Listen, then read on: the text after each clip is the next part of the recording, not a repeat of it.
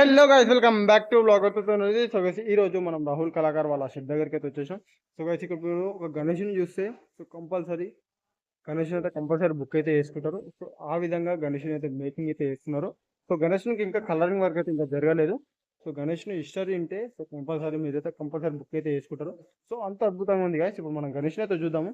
So ప్రతి ఒక్కరు last వరకు అయితే చూడండి. అదేవిధంగా మన ఛానల్కి అయితే సబ్స్క్రైబ్ చేసుకోరు. సో మంచి మంచి వీడియోలు కూడా మన ఛానల్లో వస్తాయి. థ్యాంక్ యూ అందరికీ. Jai Shriram. Hello guys, welcome back to blog అవుతుంది. సో గైస్ ఇప్పుడు ఈ గణేష్ని చూడండి. సో మీరైతే కంపల్సరీ అయితే బుక్ అయితే చేసుకుంటారు. సో గణేశుడు ఇంకా కలరింగ్ వరకు కూడా రాలేదు. చాలా అంటే చాలా అద్భుతంగా కనబడుతుంది. సో గణేశుడు దాదాపుగా 18 ఫీట్ అయితే కంపల్సరీ అయితే ఉంటాడు.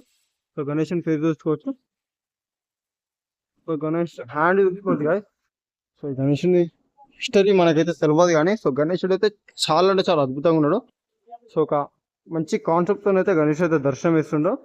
సో ఇక్కడ చూసుకోవచ్చు మీరు. మంచి కాన్సెప్ట్ అయితే గణేష్ దర్శనం అయితే ఇస్తుండు. అదేవిధంగా రాహుల్ కళాకార్ వాళ్ళు అయితే చాలా అంటే చాలా డిఫరెంట్ కాన్సెప్ట్తో అయితే ముందరికైతే వస్తున్నారు కదా. ఇక్కడ చూసుకోవచ్చు మీరు.